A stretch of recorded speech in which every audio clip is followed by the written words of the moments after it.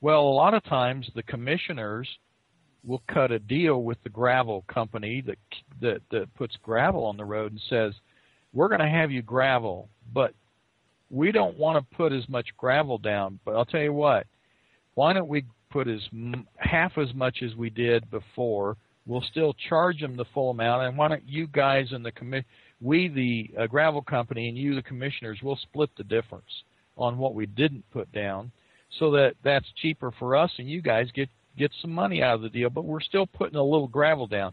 Well, you know, when you see a little gravel going on, you wonder, well, why is the road out in front of my house so bad? And you call the commissioners, and they say, we're graveling. Well, nobody's going out weighing how much gravel is being put on the roads. Nobody knows. Exactly, because John. The very people that are supposed to be watching it don't tell you the truth. Absolutely, John, and that's why they have accountants, because they're supposed to, to monitor all this, and they have to control if the gravel is okay, all these kind of things. If companies live up to their words, that's why they are so important. Well, tell me, is this going to be a book you'll be able to put out in English soon, or is it in just Dutch? It's just Dutch. Of course, at one time we can translate it. How big a book is it right now? It's quite big. It's like 500 pages or something. Wow. But it was really for me one of the most exciting journalistic researching projects I ever did. Because it was for 80% or even more 90% totally internet-based research. And this was for me very exciting because I worked 5 years on this project. And in this project I saw, of course, the internet sources developing.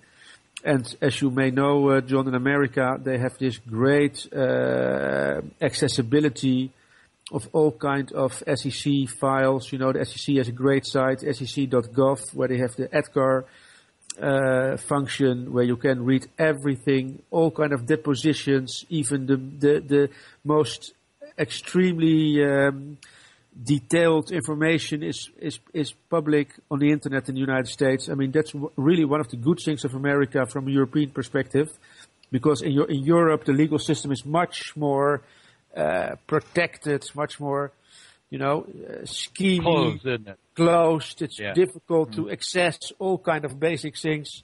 That's really very good in the United States. But to end this part, I can maybe give one example, very good example of what I found about how corporate fraud works, and I think this is a very telling thing because. John, as you know, when you are trying to defraud people or when you are stealing money or do all kind of criminal things at one level or another, you will always come to the level where violence is used. Oh, yes. Do you agree with that? That's always, I agree. Well, they can't enforce it unless they have some violence involved. Absolutely. So this was really something which I found when I studied the WorldCom case. I came to this very special WorldCom, yes. WorldCom. This was. I'm going to translate it in English now. WorldCom was the company in which the biggest sentence, the highest sentence, has ever been set for the CEO. I mean, this Bernie Ebbers, you know his name. He went to jail maybe for 24 years. So then you really have to be a big crook as a white-collar criminal to get 24 years before the grand jury.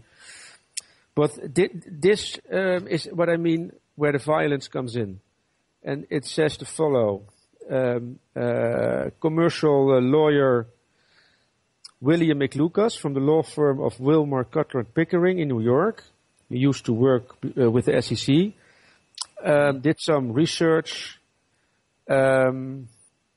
independently to detect the causes of the fraud at WorldCom. Okay.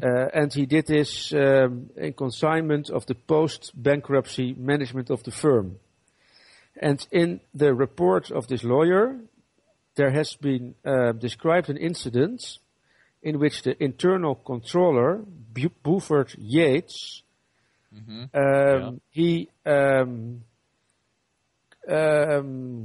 yelled at some how do you call this? Some people working with him from his team, who asked some very difficult questions about the bookkeeping. He said, when you ask this question again, I will throw you out of the window. I think this is very interesting because, you know, from a European perspective, I see this big skyscrapers in New York, you know, and like at the 75th floor, they have this board meeting. Yeah, and then, you know, they just says, okay, you know, I will throw you out of this window if you go on approaching me this way. This is, of course, I think that happened also in the Mediterranean. Didn't a banker get his condo caught on fire? You know, he probably wasn't playing the game right. Mika, I tell you what, you know, this is interesting. I think that, you know, you can chase the money, but we often forget all the shady phone calls that the higher-ups will use in order to eliminate, kill, assassinate, have assassinated people after people, and it goes right on up to the world central banks.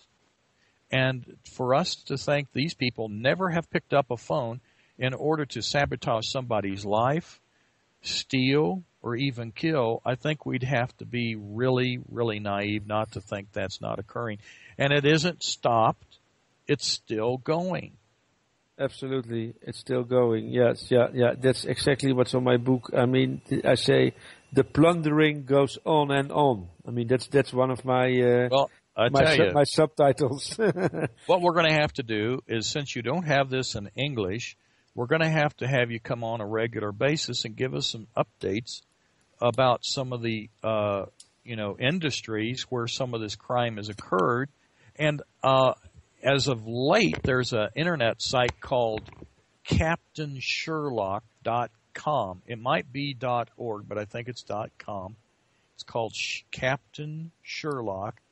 It's a group of researchers out of Chicago that is chasing the financial trail for the power elite, kind of like you were doing. And I think their books are published online with information free. So you could get into that and look up a lot of stuff. But they have said they've tracked a financial dealing with Novartis, that flu vaccine group, to Northwestern University in Chicago, which is hooked up to some other folks. Now, get what I guess some other kind of financial connections here. I just recently, and I'm kind of popping the cork on one of my shows that's coming up, but what I found out was that Michelle Obama was in the law firm that handled the life insurance policies on the people that died in 9/11. Oh, really? And these people had life insurance policies taken out on them. You know, oftentimes an insurance company won't give in life insurance unless there's some financial connection. In other words, you know, don't take a policy out on your husband and wife, or you don't take one out on yourself.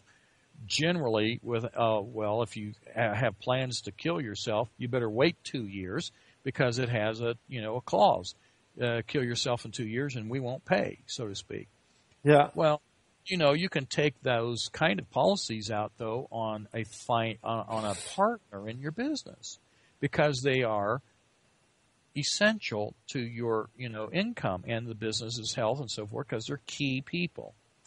Well, they took insurance policies out on many, many people in the World Trade Center that were killed, and Michelle Obama was in charge of those accounts for the law firm that she was in. Now, This all